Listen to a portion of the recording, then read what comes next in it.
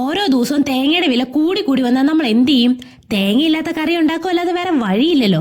എങ്കിൽ പിന്നെ ചോറിൻ്റെ കൂടെയും പൊറോട്ടയുടെ കൂടെയും ചപ്പാത്തിയുടെ കൂടെ എന്തിനു പറയുന്നു അപ്പത്തിൻ്റെ കൂടെ വരെ കഴിക്കാൻ പറ്റിയ ഒരു വെണ്ടയ്ക്ക കറി ആയാലോ? എങ്ങനെയെന്ന് കാണിച്ചു തരട്ടെ. അതിന് വേണ്ടിയിട്ട് പാൻ ചൂടായി കഴിയുമ്പോൾ അതിലേക്ക് എണ്ണ ഒഴിച്ചിട്ട് വെണ്ടയ്ക്ക് ഇതേപോലെ കട്ട് ചെയ്ത് ഇതിലേക്ക് ഇട്ട് കൊടുക്കുക. എന്നൊന്ന് വഴട്ടിയെടുക്കാവേ. അപ്പം ഇതിൻ്റെ ആ വഴുവഴുപ്പും പോവും, പിന്നെ ചെറുതായിട്ടൊന്ന് വെന്ത് കിട്ടും. എന്നിട്ട് നമുക്കിത് കോരി മാറ്റിയിട്ടില്ലേ ആ എണ്ണയിലേക്ക് തന്നെ നമുക്ക് ഉലുവ ചേർത്ത് കൊടുക്കാം, ജീരകം ചേർത്ത് കൊടുക്കാം, വെളുത്തുള്ളി ചേർത്ത് കൊടുക്കാം, കരിവേപ്പിലയും കൂടെ ചേർത്ത് ചെറുതായിട്ടൊന്ന് വഴറ്റിയെടുക്കാവേ. ഇനി ചെറിയുള്ളി തൊലി കളഞ്ഞിട്ട് അതും ഇതിലേക്ക് ചേർത്ത് കൊടുക്കുക. എന്നിട്ട് ഒന്ന് വഴറ്റിയെടുക്കുക. ഭയങ്കരമായി വഴണ്ടി വരുമെന്ന് വേണ്ട. ഇതിലേക്ക് ഒരു തക്കാളിയിലെ അരച്ച് ചേർത്ത് കൊടുക്കാം, ആവശ്യത്തിനുള്ള ഉപ്പ് ചേർക്കാം. ഇനി ഇതിലേക്ക് പൊടികൾ ചേർക്കാം. മഞ്ഞൾപ്പൊടിയും മുളക് പൊടിയും മാത്രമേ ഇതിലേക്ക് ചേർക്കുന്നുള്ളൂ. എന്നിട്ട് നന്നായിട്ടൊന്ന് മിക്സ് ചെയ്ത് ഒന്ന് കുറുകി വരാറാവുമ്പോഴേക്കും ഇതിലേക്ക് നമുക്ക് പുളിവെള്ളം ചേർത്ത് കൊടുക്കണം കേട്ടോ. വാളംപുളിയാണേ ചേർക്കുന്നത്. പുളിവെള്ളം ഇതിലേക്ക് ചേർത്ത് നന്നായിട്ടൊന്ന് മിക്സ് ചെയ്തെടുക്കാം.